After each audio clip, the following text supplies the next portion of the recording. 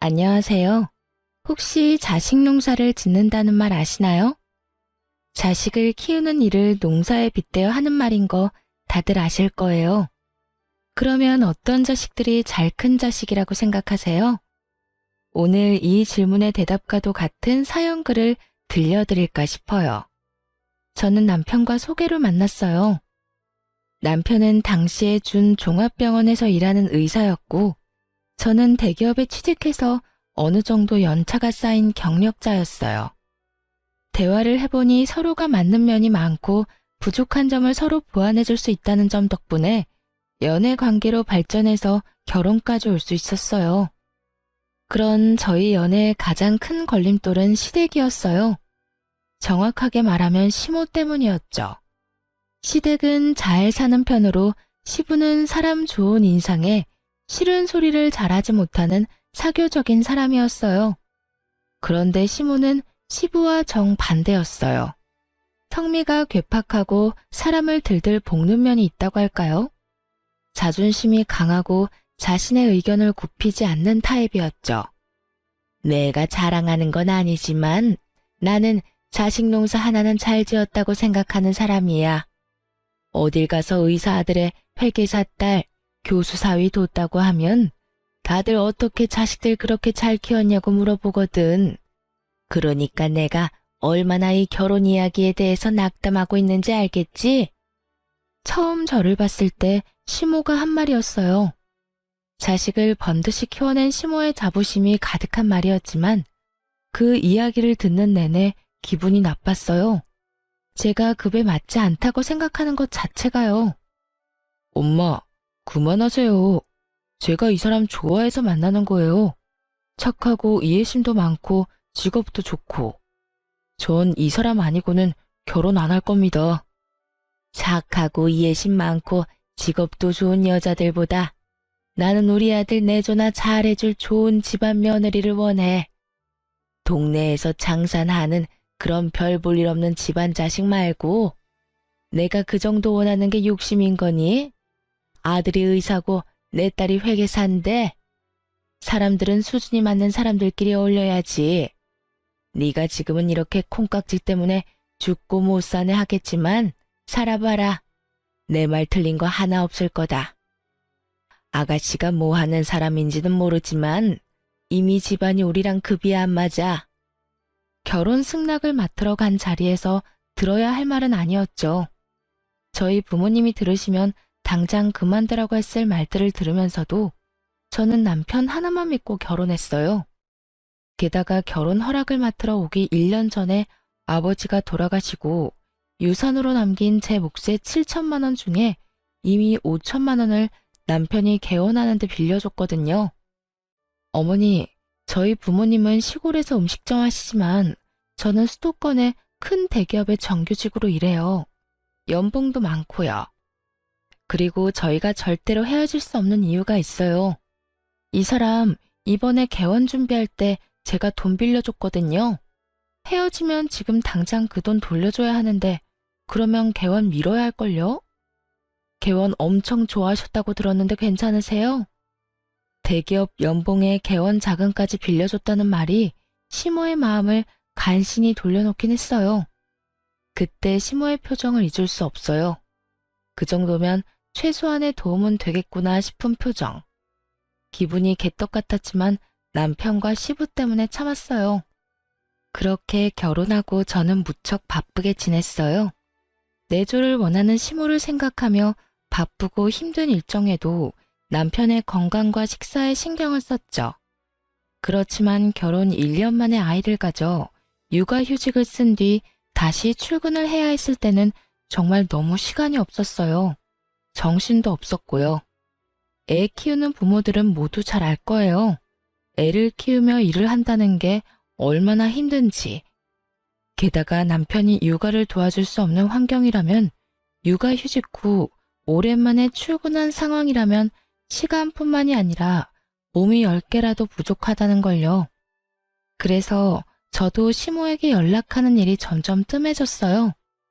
그래도 일주일에 2번은 꼬박꼬박 연락했어요.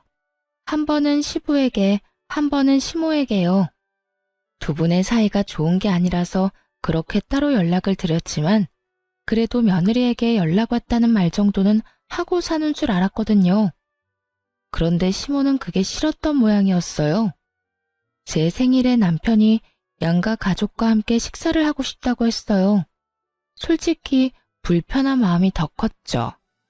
사돈은 멀수록 좋다는 말도 있는데다가 동생이 로스쿨 졸업 후에 변호사 시험을 봤는데 첫 해에 떨어져 버렸거든요. 아마 밖에 나오는 것도 부담스러울 테고 다른 사람 입에 오르내리는 것도 싫을 거라고 생각했거든요. 남편은 그러면 양가 부모님만 모시고 제 생일 파티를 하자고 했어요. 그러면 두 가족이 모였는데 그때 시모가 밥 잘 먹는 저희 친정어머니에게 말을 꺼냈어요. 사부인도 마음이 영 불편하겠어요. 자식 농사 잘못 지으면 고생한다는데 아들이고 딸이고 얼마나 마음에 안 들겠어요. 아들은 변호사 시험에 떨어지고 딸은 시댁 어른들에게 최소한의 도리도 지키지 못하는 쭉정이고. 참 대단하시네요. 어떻게 그런 쭉정이를 다른 집에다 팔 수가 있어요? 나 같으면 부끄러워서라도 그렇게 못할 텐데. 한순간 숨이 멈춘 것처럼 조용해졌어요. 시모의 발언은 선을 넘어도 한참 넘은 말이었죠. 친정엄마의 얼굴이 새하얗게 질린 데다가 당황스러운 기색이 역력했어요. 저도 그 말 듣고 있다가 너무 놀라 시모에게 큰 소리를 내고 말았어요. 어머님, 그게 무슨 말씀이세요? 내가 틀린 말 했니? 네가 바쁘면 얼마나 바쁘다고 연락을 일주일에 한 번만 해? 어른들이랑 같이 사는 게 아니면 매일 전화하고 한 번 물어야 하는 건 당연한 도리 아니야. 그리고 내가 없는 말 한 것도 아니고 자식 농사 이따위로 지을 바에야 아예 자식을 안 낳는 게 좋지. 어머님, 그게 불만이시면 저한테 말하시면 되잖아요. 꼭 제 생일에 저희 친정 부모님 있는 곳에서 그런 말씀 하셔야겠어요. 그럼 언제 말하니? 네 잘못을 너희 어머니도 알아야 할 것 아니야. 그럼 네가 처음부터 잘하지 그랬어. 제대로 못한 건 너야. 그리고 너 어디서 두 눈 똑바로 뜨고 대드는 거야? 네가 그런다고 내가 무서워할 줄 아니? 시모는 자기 말이 틀림이 없다며 대놓고 저를 저격하며 화를 내기 시작하더군요. 아나무인이라는 말이 딱 맞는 상황이었죠. 저도 시모에게 당하고 있지만은 않았어요. 남을 비난하고 싶으면 적어도 본인에게는 비난받을 일이 없어야 하는 게 당연한 일이죠. 그렇지만 시모도 그리 결백한 사람은 아니었거든요. 어머님, 그러는 어머님은 할머님한테 매일 연락 안 하시잖아요. 제가 매번 할머님한테 전화드리면 할머님이 뭐라 하시는지 모르시죠? 며느리가 면회 한 번, 전화 한 번을 안 한다고 신세 한탄만 하세요. 그런 어머님이 저한테 며느리의 도리라는 걸 가르치신다고요? 제가 시조모를 들먹이자 그제야 시모 입이 뚝 멈추더군요. 시모와 시조모는 사이가 무척 안 좋거든요. 그 때문에 연락도 시부가 한다고 들었으니까요. 그렇게 연락의 중요성을 말씀하시는 분이 그 중요한 걸 안 하면서 저한테만 뭐라 하시는 건 좀 웃기다고 생각하지 않으세요? 그리고 제가 어머님보다야 훨 낫죠. 저는 최소한 일주일에 한 번은 연락하니까요.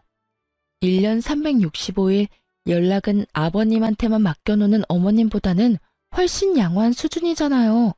안 그래요? 뭐? 지금 너 나 가르치는 거니? 나는 지금 너랑 나 사이의 도리를 알려주는 거야. 왜 갑자기 할머니를 끌고 와? 할머니 끌고 오면 네가 이길 줄 알아? 결국 분위기가 과열되자 시부가 중간에 끼어들었어요. 그만해. 당신 잘한 거 하나도 없어. 며느리가 바쁜 거 다 알잖아. 남편 내조하느라 애 혼자 보느라 일까지 하면서 돈까지 벌어주느라 그런 며느리 몸 상한 곳 없나 물어보지는 못할 망정 전화를 안 했다고 이 난리를 피워? 마음을 좀 곱게 써.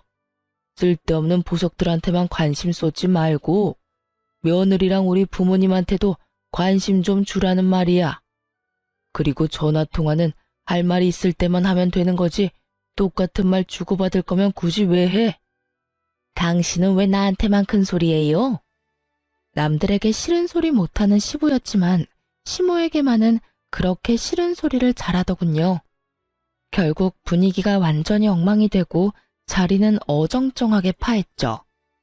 친정엄마는 기분이 확 상해서 울면서 집에 가셨고 남편은 제 눈치만 보기 바빴어요. 상황이 이렇게 될 줄 몰랐으니 어쩔 수 없는 일이었지만 그 상황에서 제 편 한 번 들어주지 않은 남편에 대한 실망도 컸어요. 매일 연락하지 않았다는 이유로 남의 귀한 자식들을 쭉정이로 만들어 친정어머니를 모욕한 시모를 용서하고 싶은 마음은 눈꽃만큼도 없었어요. 걸어온 싸움은 받아주는 게 당연한 거고요. 동생은 그 다음 해에 변호사 시험에 합격했어요. 그리고 꽤 큰 로펌에 취직하게 됐고요. 동생뿐만 아니라 저에게도 좋은 일이 있었어요. 부서에서 승진하게 됐거든요. 직급이 높아져 연봉에도 좋은 일이 생겼죠. 딱히 시모에게 알리고 싶은 마음도 없었어요. 동생이 대형 로펌에 취직한 다음 달에 남편 시모와 함께 남편의 외삼촌들, 즉 외가 식구들 모임에 가게 됐어요. 솔직히 안 가고 싶었지만 남편이 애걸복걸하는 바람에 나가게 됐거든요. 이때도 시모와 제 사이는 냉랭했죠. 그런데 외숙부가 지인과의 사이에 문제가 있었던 것 같더라고요. 서로 의가 상해서 고소 고발을 하겠다며 법정 다툼을 예고한 상황이었다는데 변호사를 어떻게 구해야 하는지 이야기가 나왔거든요. 여보, 처남한테 이야기 한번 해봐. 이번에 변호사 시험 합격하고 대형 로펌에 들어갔다고 하지 않았어? 들뜬 얼굴로 제게 묻는 남편을 보다가 제가 시모에게 얼굴을 돌렸어요. 시모가 아주 도도하고 당연한 얼굴로 저한테 명령을 했어요. 그래, 사돈 총각한테 이야기해보거라. 오빠, 걱정하지 마. 내가 다 해결해 줄게. 이런 일은 전문가한테 맡기는 게 좋아. 내 인맥이면 해결 못할 게 없지. 저는 어이가 없었죠. 쭉정이라며 자식 농사 제대로 못 지었다고 비아냥거릴 때는 언제고 이제 와서 호언장담하며 소개를 해달라니. 그렇게 해주고 싶은 마음 전혀 없어서 저도 말했죠. 어머님, 죄송한데 이야기 못할 것 같아요. 저번에 어머님이 저희 동생한테 시험도 한 번에 합격 못한 쭉정이라고 욕한 거 동생이 다 전해 들었거든요. 제가 부탁해도 동생이 안 들어줄 확률이 너무 커요. 그리고 어머님도 쭉정이한테 부탁하는 거 무섭지도 않으세요? 저희랑 급이 맞다고 생각하지도 않으시니 변호사는 다른 데서 알아보세요. 저의 빈정거림에 시모의 얼굴이 수치스러움으로 확 일그러졌어요. 너 내가 저번에 그런 말 했다고 그걸 그대로 가서 일러 바쳤니? 도대체 애가 왜 그렇게 입이 싸? 그리고 시어머니가 하라면 해야지 무슨 할 말이 그렇게 많아? 제가 쭉정이라서 그런가 보죠. 어차피 어머님이 지은 농사도 아닌데 어머님 것처럼 여기지 마세요. 자식 농사 잘 지은 아들딸이 변호사는 아니지만 좋은 직업 가지고 있잖아요. 하긴 저한테 나쁜 소리 할 때는 저희 집에 도움 구하게 될 줄 몰랐겠죠? 이쯤 되니 아버님 하신 말씀이 계속 생각나네요. 마음을 좀 곱게 쓰셨으면 제 동생도 도움을 줬을 텐데. 저희 어머니 그날 울면서 집에 가는 바람에 동생이 마음에 맺힌 게 많은 모양이에요. 제 말에 시모가 볼살이 부들부들 떨리도록 저를 째려보더군요. 정말 웃긴 건 제가 시모에게 그런 이야기를 하는데도 아무도 시모 편을 들어주지 않았다는 거예요. 평소에 얼마나 가족들에게 야박하게 굴었는지 알 수 있는 상황이었죠. 솔직히 며느리가 시어머니에게 대드는 모습이 집안 어른들에게는 나쁘게 보일 수밖에 없는 상황인데도 불구하고 사람들의 눈은 모두 시모를 탓하고 있었거든요. 야, 너 정말 사돈한테 그런 식으로 이야기를 했어? 너 정말 어떡하려고 그래? 이 오빠가 얘기하지 않더냐? 사람이 인심이 없고 성미가 괴팍하면 행동거지 말이라도 조심해야 한다고. 너 언젠간 네가 한 행동 고스란히 돌려받을 때가 올 거라고 내가 이야기했지? 어휴, 동네 창피해서 원. 오빠는 누구 편이야? 아니, 급이 맞아야 이야기를 할 거 아니야, 급이. 솔직히 우리 집안에 대볼 수 있는 집안이기나 해. 시골에서 장사하는 사람들. 나는 우리 아들이 이런 애보다 더 좋은 며느리 데려올 수 있을 거라고 생각했어. 그래서 내가 그런 말 한 거지. 그리고 틀린 말도 아니잖아. 며느리 꼴랑 대기업 다니는 거 가지고 그거 아무나 다 다녀. 뭐 그렇게 내세울 거 있다고? 대기업을 누가 아무나 다녀? 너 진짜 그 콧대가 한도 끝도 없이 높아져서 어떡하려고 그러냐? 애들 일이고 이미 결혼했어. 그러면 너도 마음 놓고 후덕한 시어머니 노릇을 해야지. 아우, 시끄러워. 잔소리 좀 그만해요. 너희들 볼일 끝났으니까 집으로 돌아가. 시모가 영 그 자리에 있기 불편했는지 저희 보고 나가라고 하더군요. 저보다 시모가 더 불편한 자리였던 것 같더라고요. 그렇게 시모와 헤어지고는 더 이상 연락을 하지 않았어요. 남편에게 단단히 일렀거든요. 시부가 하는 것처럼 앞으로 시어머니와의 대화는 남편이 무조건 책임지고 하라고요. 남편은 제 눈치를 보며 알겠다고 고개를 끄덕였어요. 솔직히 남편 탓이 아니라는 걸 알지만 그래도 실망스러운 건 어쩔 수 없잖아요. 저와 친정 편을 들어주지는 못해도 시모를 말려줄 수는 있을 텐데 그것마저 못하는 남편을 믿고 있을 수만은 없더라고요. 어쨌든 외가 가족들 앞에서 못된 시어머니로 찍힌 시모는 더 이상 저한테 연락을 강요하지는 않았어요. 솔직히 마음은 편했죠. 이렇게 평생 얼굴 안 보고 살면 좋았을 텐데. 그런데 딱히 인생이라는 게 제 마음대로 되지는 않는 거더라고요.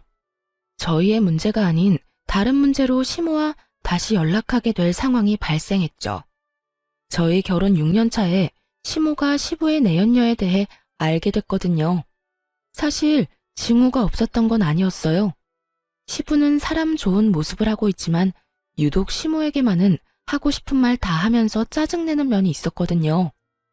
신경질적이고 사람을 아래로 보는 그런 시모의 행동이 사람 좋고 둥글게 사는 시부에게는 좋게 보이지 않았던 거라고 생각해요. 그래서 두 분이 싸우는 일이 잦았던 거죠. 솔직히 며느리로 있으면서 두 사람이 서로 크게 간섭하지 않는다는 느낌을 받았거든요. 그리고 시부의 마음이 이해가 안 가는 것도 아니었으니까요. 저도 시모에게 당해본 일이 있으니까 두 사람 사이가 나쁘더라도 그러려니 했죠. 그런데 시부가 다른 여자와 사귀고 있던 걸 시모가 알게 됐어요. 알게 된 계기는 심플하면서도 충격적이었죠. 시모가 자주 연락하는 보험 설계사가 있어요. 그 사람을 시모가 자신의 중학교 동창한테 소개시켜줬거든요. 그런데 그 보험 설계사가 시모에게 폭탄 같은 소식을 전한 거였어요. 바로 그 동창의 생일날 고급 호텔의 비싼 명품 주얼리까지 애인에게 선물 받았다는 걸 알려줬거든요. 저희 시모는 딱 두 가지 좋아하는 게 있었어요. 바로 농사를 잘 지은 자기 자식들과 반짝거리는 주얼리요. 다이아몬드, 루비, 사파이어, 금. 반짝이라는 것이라면 종류를 불문하고 사모으기 바빴던 사람이니까요. 시부가 몇 번이나 사치와 낭비를 줄이라고 단단히 일렀지만 시모는 전혀 개의치 않고 시부의 카드로 열심히 샀다고 하더라고요. 사촌이 땅을 사면 그렇게 배가 아프다는데 별 볼 일 없다고 생각했던 동창이 애인에게 그런 선물을 받았다는 걸 들으니 어지간히 속이 쓰렸나 봐요. 그 동창분은 몇 년 전에 사별을 하신 상태였거든요. 그러니 다 늙어가는 마당에 돈 많은 남자까지 어떻게 잡았는지 궁금할 수밖에요. 그렇게 눈에 불을 켜고 동창의 애인을 찾아 나섰던 시모의 눈에 동창과 팔짱을 끼고 백화점을 활보하고 있는 자신의 남편을 발견한 거죠. 개인적으로 시모가 좋고 나쁘고를 떠나서 그 상황만 놓고 보자면 참 시모가 안 됐다는 생각을 했어요. 하지만 시모의 뇌구조는 저와는 좀 많이 다르더라고요. 예, 네 아빠 바람났어. 그것도 내 동창이랑. 너 이게 말이 된다고 생각하니?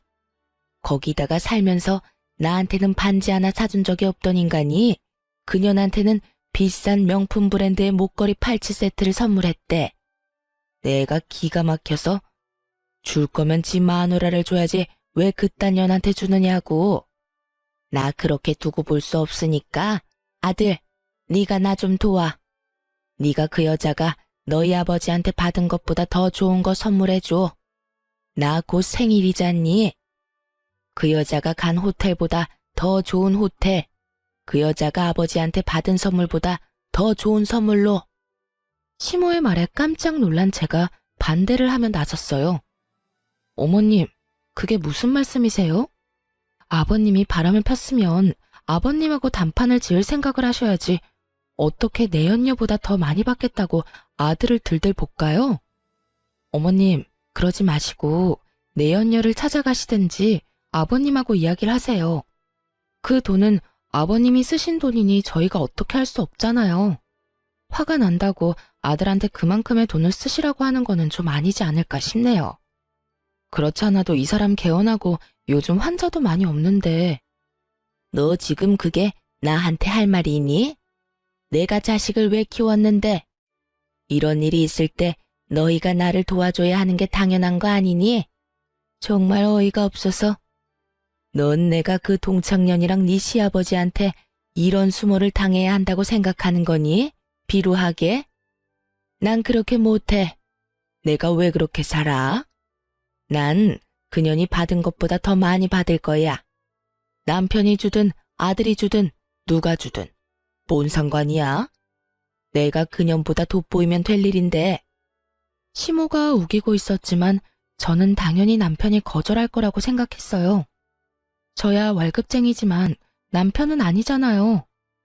의료라는 거창한 타이틀이 붙긴 했지만 그것도 서비스업이란 말이죠. 환자가 있어야 돈을 버는 법인데 지금 남편 병원이 그렇게 좋은 상황이 아니었거든요. 당신, 나 좀 봐. 설마 어머님 말씀하자는 대로 하는 건 아니지? 어? 그럼. 설마 그런 거 다 어떻게 맞춰드려? 그냥 조금 달래드리면 될 거야. 그 큰 돈이 어디서 내가 그걸 해줘? 그렇지? 어머님 상심한 건 알겠는데 그렇다고 그걸 돈으로 풀려고 하면 안 되지. 그것도 아들 돈이잖아. 대신 당신이 나중에 어머니 달래드리고 아버님이랑 얘기 한번 해봐. 집안 이렇게 난리가 나서야 되겠어? 어떻게든 안정시켜야지. 아버님이 잘못하셨지만 한쪽 이야기만 들어가서 모르는 거고. 당연히 여기서 이야기가 다 끝난 줄 알았어요. 시모에게 줄 수 없다고 거절의 말을 건네고 그것이 끝이라고 생각했죠. 그런데 시모 생일이 지난 다음 날, 시모가 카톡 프로필 사진에 엄청나게 화려한 생일 파티 사진을 올렸더라고요. 활짝 웃고 있는 시모가 몸에 걸치고 있던 장신구들은 아무것도 모르는 제가 봐도 엄청나게 비싸 보이는 물건들이었어요. 놀란 제가 남편에게 전화를 했어요. 어머님 카톡에 올라온 사진 봤어? 그거 뭐야? 혹시 당신이 해드린 거야? 그거 그렇게 비싼 건 아니야. 엄마가 울면서 나한테 매달리잖아. 그래서 내가 해드렸어. 당신이 무슨 돈이 있어서? 당신이랑 같이 모은 돈 있잖아. 야, 그게 어떻게 같이 모은 돈이야? 그거 우리 아버지 유산 남은 거잖아. 미친 거 아니야? 그 돈이 어떤 돈인데 그 돈을 써? 벌써 쓴 걸 어떡해? 그리고 넌 우리 엄마한테 그 돈 쓰는 게 그렇게 아까워? 엄마 울고불고 아버지한테 배신당해서 힘든데 그거 하나 못 해주냐고. 이게 어디 헛소리야? 돈 쓰고 싶으면 네 돈을 써야지. 그리고 막말로 아버님이 바람 피워서 힘드신 거야? 아니잖아. 아버지 내연녀가 비싼 거 받으니까 그것 때문에 화나신 거지. 하긴 누가 뭐 때문에 화내든 내 알 바 아니지. 돈 다시 돌려놔. 안 돌려주면 나 절대로 가만히 있진 않을 거야. 한 달 내로 통장 잔고 원상복구 해놔. 제 명의로 된 통장에서 돈을 어떻게 뺀 건지 알고 나서부터는 이혼을 해야 하나 심각히 고민하게 됐어요. 제가 자는 동안 지문으로 제 폰 열고 들어가서 이체시켰더라고요. 이틀에 걸쳐서. 이체 내역 문자로 날아온 거는 다 삭제시키는 치밀함까지. 부부 사이라도 범죄는 범죄잖아요. 그런데 더 웃긴 일이 생겼어요. 제게 사과 한 번 안 하던 남편놈이 시모와 함께 제 눈치를 살살 보며 저를 찾아왔더군요. 그러고는 저를 부엌으로 슬쩍 데리고 가더니 말하더라고요. 여보, 나 당신한테 할 이야기가 있는데. 2천만 원 못 갚겠다는 이야기 할 거면 나가. 그게 아니고 돈 좀 빌려줄 수 있을까? 뭐? 무슨 돈? 나한테서 가져간 돈 말고 또 빌려달라고? 엄마가 내 카드로 쇼핑을 좀 했는데 갚을 수가 없어서. 얼마나? 어머님한테 카드는 왜 줬어? 아버지가 카드 끊는 바람에 내 거 줬지. 1,000만 원은 필요한데. 미쳤어? 꽥 소리 지르는 통에 시모가 부엌 쪽으로 오더군요. 여태껏 시모 얼굴이 좋았던 적은 없지만 그날은 정말 뺨이라도 갈기고 싶을 만큼 보기 싫은 얼굴이었어요. 너 우리 아들한테 이게 무슨 짓이야? 미쳤냐니? 내가 우리 아들 얼마나 애지중지 키웠는지 몰라? 그리고 너는 돈도 잘 번다는 애가 이 정도로 돈도 못 갚아줘? 언제는 나더러 대단한 인재인 것처럼 말하더니 너도 별 볼 일 없는 애였네. 어머님, 지금 이 사람이 갖다 쓴 돈이 얼마인지 알고는 있으세요? 저번에 호텔이랑 장신구들 산 돈도 남편 돈이 아니라 제 돈이었어요. 그런데 이번에 또 돈을 빌려달라고요? 전 그렇게 못해요. 저희 아버지 유산으로 받았던 2천만 원 갚기 전까지는 아무것도 못해줘요. 아이고, 그래서 우리 아들이랑 헤어지기라도 하게? 차라리 잘 됐네. 그래, 응? 네가 감히 의사 남편을 어디 가서 만나겠어? 우리 아들이 너 불쌍하게 생각해서 만나준 거야. 그런 주제에 뭐가 어쩌고 저쩌지? 지가 대기업 다닌다고 아주 시어머니를 물로 보나 본데 나도 너 같은 며느리 두고 싶은 마음 눈꼽만큼도 없어. 시모에게 심한 말을 듣고 있는데도 남편 놈은 멀뚱멀뚱 저와 시모를 쳐다보고만 있더군요. 결국 열받은 제가 남편에게 화냈어요. 이게 당신 뜻이야? 어머님 앞세워서 돈 1,000만 원 나한테 빌려가겠다는 게 당신 생각이냐고. 내가 자고 있을 때 내 지문으로 몰래 돈 꺼내간 것도 그렇고 내 돈 함부로 사용하는 것도 그렇고 도저히 생각해봐도 답이 안 나와. 혹시 당신 나하고 이혼하고 싶어서 이런 짓 하는 거야? 그러면 계획대로 잘 됐네. 당신이 하는 행동들 이제 이해하기조차 싫으니까 그냥 깔끔하게 이혼해. 여보, 갑자기 이혼이라니. 별일도 아닌 걸로 무슨 이혼이야. 갑자기가 아니지. 네가 한 짓을 보고 말해. 그리고 네 엄마가 쓴 돈 정도는 네가 알아서 갚아. 마누라한테 손 벌리지 말고. 너 그걸 지금 말이라고? 그런다고 우리가 무서워서 벌벌 떨 줄 아니? 두고 봐라. 누가 더 손해인지. 네가 우리 아들하고 이혼하고도 좋은 남자 만날 수 있을 거라고 생각해? 네 주제를 알아. 너 같은 년은 죽었다 깨어나도 우리 아들 같은 남자 못 만나. 마음대로 생각하세요. 자는 동안 마누라 재산 몰래 빼돌린 인간이 제대로 된 인간일 리가 있겠어요? 그런 행위를 범죄 행위라고 하거든요. 저도 마누라 돈 빼돌리는 남편 필요 없어요. 그렇게 저는 남편과 이혼 소송에 들어갔어요. 그리고 소송이 진행되면서 저는 부채 관계를 명확히 하기 위해 남편에게 결혼 전에 빌려준 개원자금 5천만 원과 시모 생일에 몰래 쓴 2천만 원을 돌려달라고 했어요. 그런데 남편은 이혼 소송을 하고 있는 와중에도 무례하게 찾아와 저를 설득하려 했었어요. 여보, 당신이 좀 이해해줘. 내가 돈 그렇게 쓴 거는 미안해. 정말로 미안하다고 생각하고 있어. 하지만 그렇다고 우리 엄마가 나쁜 마음에 그런 건 아니잖아. 나도 나쁜 의도로 그런 거 아니고. 그냥 어머니가 아버지한테 배신당하면서 생긴 마음의 상심을 덜어주려고 한 것뿐인데.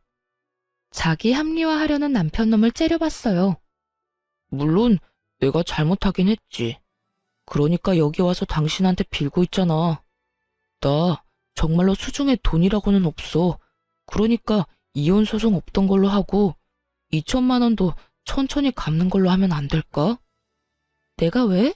나 이혼할 거야, 당신하고. 당신은 나랑 이혼할 마음도 없으면서 어떻게 사람 자는 동안 남의 재산 빼돌릴 생각을 했어? 당신이 한 짓이 무서워서라도 나는 이혼해야겠으니까 이런 이야기 할 거면 나 찾지 마. 여보, 내가 이렇게 빌게. 다시 생각해봐, 응? 저는 절대로 이혼을 번복할 생각이 없었어요. 남편보다도 시모 때문에요. 시모가 시부와 싸우고 저희 집에 들어왔거든요. 저는 남편과 이혼 소송 시작하면서 친정으로 거처를 옮긴 상황이었고요. 제 이혼의 중요한 한 축을 담당하는 시모와 어떻게 같이 살 수 있겠어요? 다시 생각을 왜 해? 내가 다시 생각하면 지금 그 집 들어가서 시모 모시면서 살아야 되는 거 내가 모를 줄 알아? 나는 시모 통장 노릇은 둘째치고 시어머니 수발까지 들고 싶은 마음은 요만큼도 없어. 그러니까 나 설득하려고 하지 마. 여보, 나 진짜 안 좋은 상황이야. 병원은 계속 적자고. 어머니 씀씀이는 날이 갈수록 커지고 있어. 이런 상황에 당신한테 7천만 원에 우리 사는 집까지 나누고 하면 정말 남는 거 단 하나도 없다고. 돈이 왜 없어? 당신 진짜 웃기네. 집에 얼마 전에 가득 들어오지 않았어? 그게 무슨 말이야? 아무것도 모르는 듯 반문하는 남편에게 저는 아주 좋은 정보를 하나 알려줬어요. 시모를 엿먹일 수 있는 아주 좋은 정보. 당신 어머님이 가득 모아놓은 주얼리들 있잖아. 그거 다 팔면 못해도 몇 천만 원은 훌쩍 넘어. 몰랐구나? 제 말에 남편 눈 눈빛이 반짝 빛나더군요. 돈 없으면 그거라도 팔아서 주면 되잖아. 어차피 돈 쓴 건 어머님이니까 어머님이 갚아야 하지 않겠어? 근데 그거 얌전히 주시려나 모르겠네. 친아들 마냥 아끼고 있으니. 이 정도 말하면 알아들었을 거라고 생각했어요. 솔직히 이런 이야기 해주고 싶지는 않았는데 저는 받아야 할 돈이 있었고 절대로 손해보고 싶지는 않았거든요. 게다가 무엇보다도 시모를 용서할 생각도 없었고요.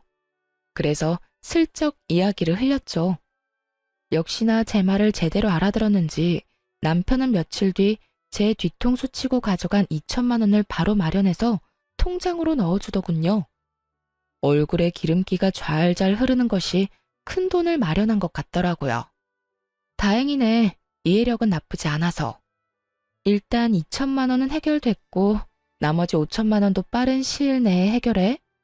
이혼 전에 잡다한 거 싹 정리하고 싶으니까. 걱정 마.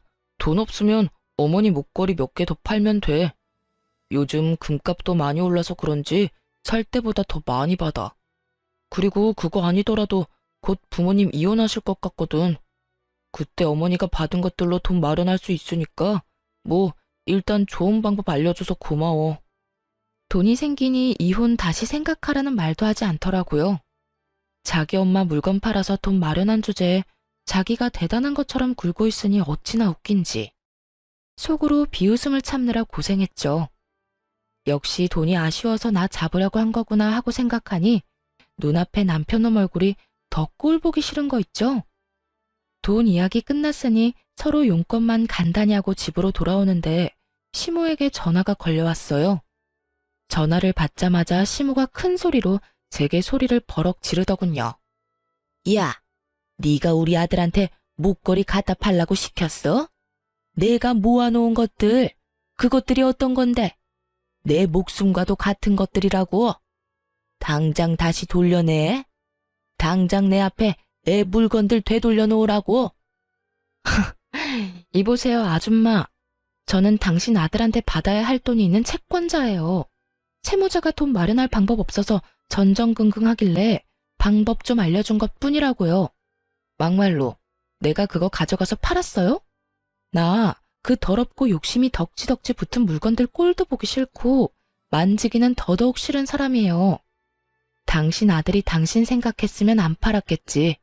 근데 막상 돈 필요하니 떡하니 팔아다가 돈 마련한 건 당신 아들이라고요. 나한테 전화할 게 아니라 아들한테 전화하셔야지. 어디 돈 빌려간 사람이 돈 빌려준 사람한테 이 난리야? 너 이 어린 년이 나한테 지금 뭐? 내가 너 가만둘 줄 알아? 대한민국의 얼굴 못 들고 다니게 만들어줄 거야. 멀쩡한 얼굴로 직장에 못 다니도록 만들어줄 거라고. 어이가 없어서. 어디 잘해보세요. 그럼 나도 법적으로 해결할 테니까. 그리고 당신이 뭔데 나를 가만 안 둬? 나 막말로 이제 당신 며느리 아니거든? 그런 갑질 하고 싶으면 당신 자식들한테나 해. 그리고 어디 가서 자식 농사 잘 지었다고 말하지 말고요. 자식을 얼마나 잘 키웠으면 엄마가 목숨보다 사랑하는 장신구 갖다 팔아서 돈을 마련하는 아들이 됐을까? 하긴 그 나물의 그 밥이라고. 다 같은 그릇에 담겨 있는데 다를 리가 있을까 싶네요. 다시 생각해도 웃기네. 자식 농사. 남 욕하면서 깎아내리기 전에 아줌마 집구석이나 잘 간수해요. 자는 동안 마누라 지문으로 몰래 돈이나 털어가는 도둑놈 새끼 길러낸 주제에 자식 농사는 무슨. 그 집 농사 다 망했네요. 마누라뿐만이 아니라 농부까지 잡아먹으려고 하는 거 보니 제 말에 시모는 곧 넘어갈 것처럼 꺽꺽대며 숨을 크게 몰아쉬더군요. 너 이런 짓 하고도 내가 아주 자기 분노를 이기지 못하고 괴물처럼 괴성을 내지르는 시모의 목소리에 저는 콧방귀나 꼈죠. 그렇게 사자가 달린 직업 가진 자식 자랑하면서 우리 집더러 급이 많니 안 많니 헛소리 짓거리던 시모가 결국 그 자랑스러워하던 자식에게 뒤통수를 거하게 맞았으니 얼마나 웃긴 일이에요. 남의 돈으로 상대방에게 과시하면서 즐거운 시간 보낼 때는 자기도 피해자가 될 거라는 생각은 한 번도 해본 적 없었을 거예요. 그렇지만 남편놈 보세요. 코너에 몰리니 부모고 뭐고 못 알아보고 자식이 돼서 부모가 말도 안 되는 짓 저지르면 말릴 생각을 해야지 거기에 편승해서 후회할 짓을 하는 게 말이 되나요? 어쨌든 저야 돈 받았고 그 다음 5천만 원은 결혼 전에 써둔 차용증이 있으니 받을 수 있을 거라 기대하고 있었어요. 뭐 남편도 돈 없으면 이번에도 시모 재산 팔거나 개인 신용대출 받아서 줄 것 같아서 걱정 안 했어요. 그렇게 남편과 이혼 소송이 끝났어요. 아직 어린아이의 양육권과 친권은 당연히 제가 가져오게 됐고 이 이혼이 시모의 행동과 남편의 손버릇 때문이었으니 제가 위자료를 받게 됐어요. 그런데 제 이혼이 확정된 시기에 시모도 시부와 이혼하게 됐어요. 전 남편이 시모가 받을 재산 분할에 아주 신경을 바짝 쓰고 있더군요.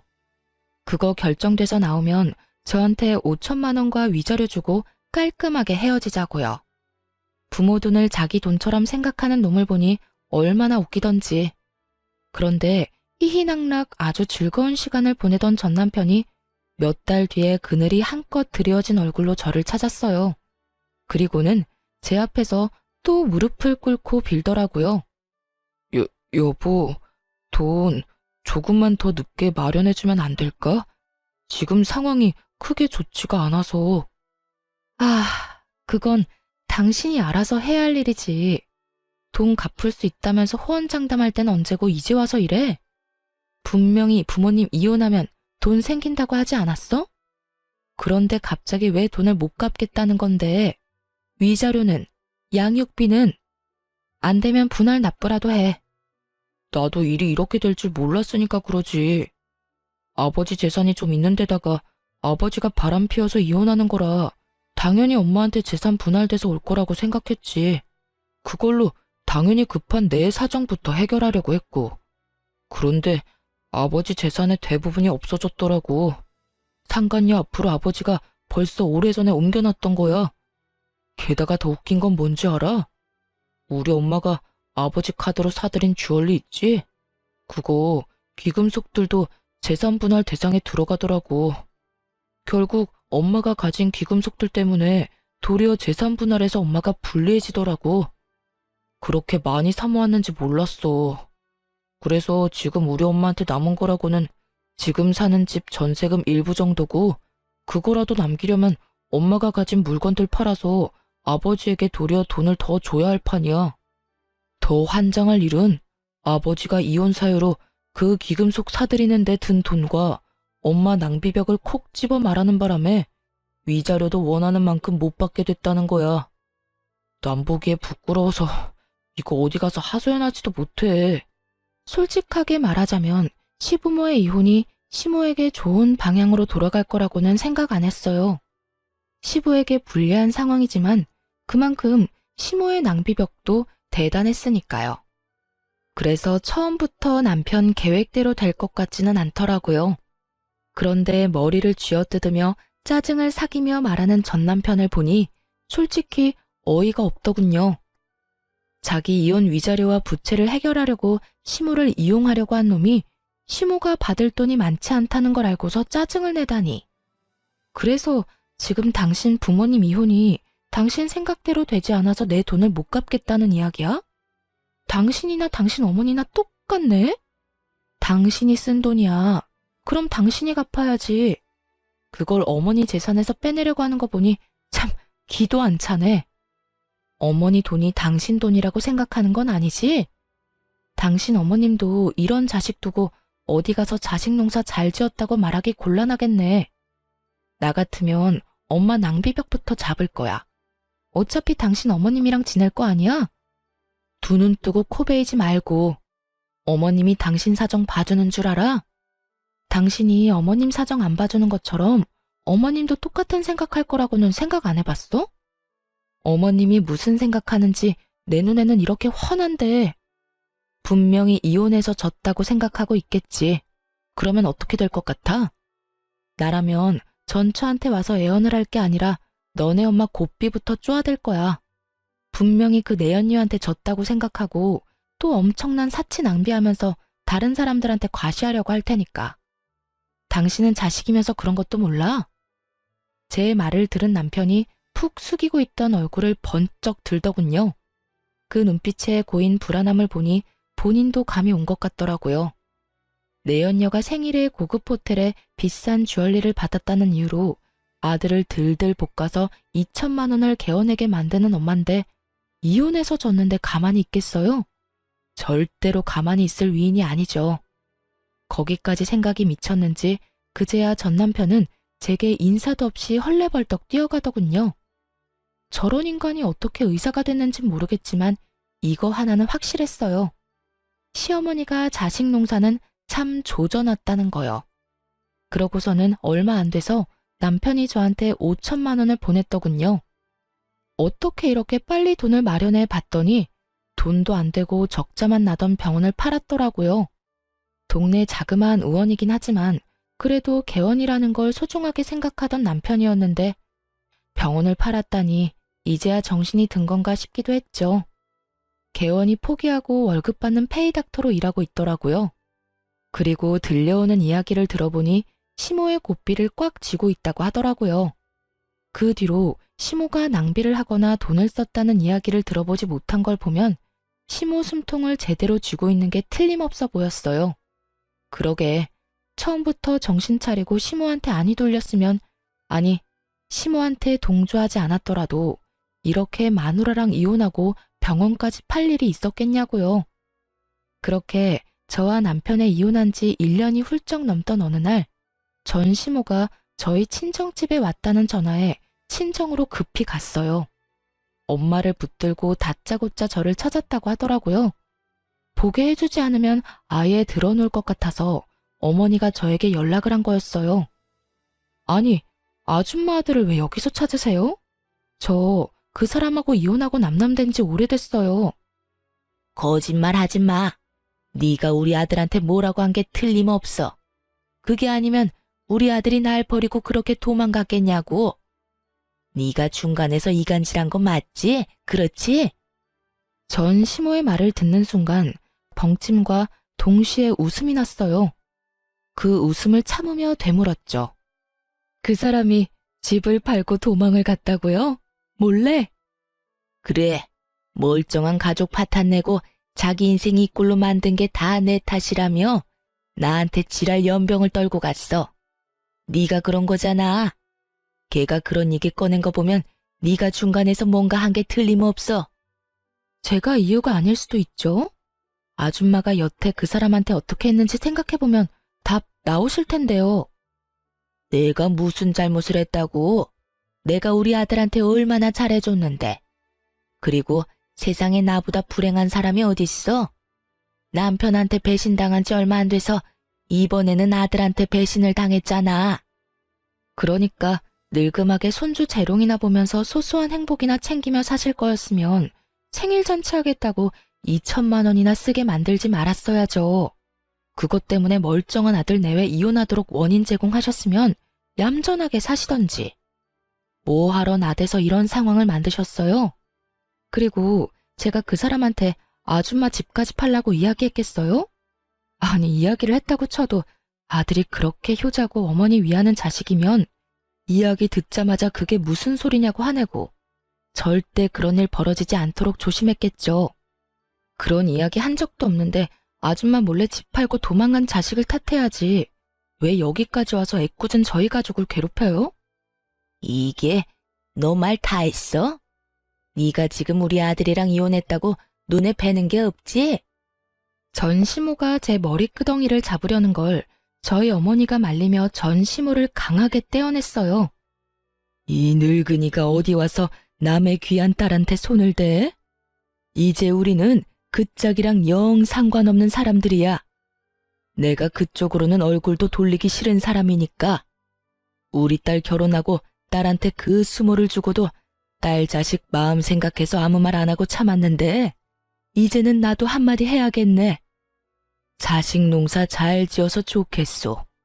얼마나 농사를 잘 지었으면 자식놈이 엄마 버리고 도망을 가? 지도 보니까 제 어미가 사람답게 살 것처럼 안 보였으니 버렸겠지. 자식놈한테 빌부터 쓰잘데기 없이 돈이나 펑펑 쓰면서 자식 등골 빨아쳐먹는 어미나 그런 어미 몰래 집 팔고 폐물 팔아서 도망가는 아들이나 아주 똑같은 것들이야. 우리 딸이 이혼한 건 하늘이 도우신 일이야. 그러니 여기까지 와서 헛짓거리하지 말고 도망간 자식이나 열심히 찾아다녀 이 여편네야. 친정어머니는 그간 당했던 수모를 폭탄처럼 되돌려줬어요. 전 시모는 친정엄마의 말을 들으면서 입만 벙긋거리며 말도 제대로 못하더군요. 그렇게 내쫓으니 더 이상 저희에게 연락조차 하지 않더군요. 들리는 이야기로는 전 시모가 결국 전세금까지 다 아들에게 뺏기고 가지고 있던 폐물도 아들이 다 팔아버리는 바람에 땡전 한 푼 없이 신우한테 도움을 구하러 갔다고 해요. 그런데 신우가 그런 시모를 곱게 볼 리는 없죠. 아버지랑 이혼하면서 재산 찢어진 것도 화가 날 일인데 그나마 분할받은 재산도 지키지 못하고 아들한테 다 갖다 바쳤다면서 왜 자기한테는 돈 한 푼 물려주지 않았냐고 말이죠.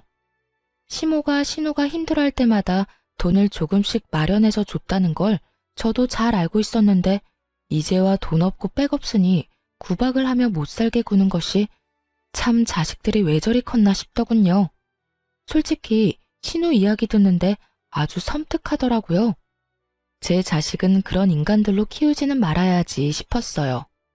자식 농사 잘했다며 자랑하던 시모는 결국 신우 집에서도 쫓겨나서 시모의 큰오라버니 집에서 겨우 몸만 의탁하며 지내고 있다고 하더군요.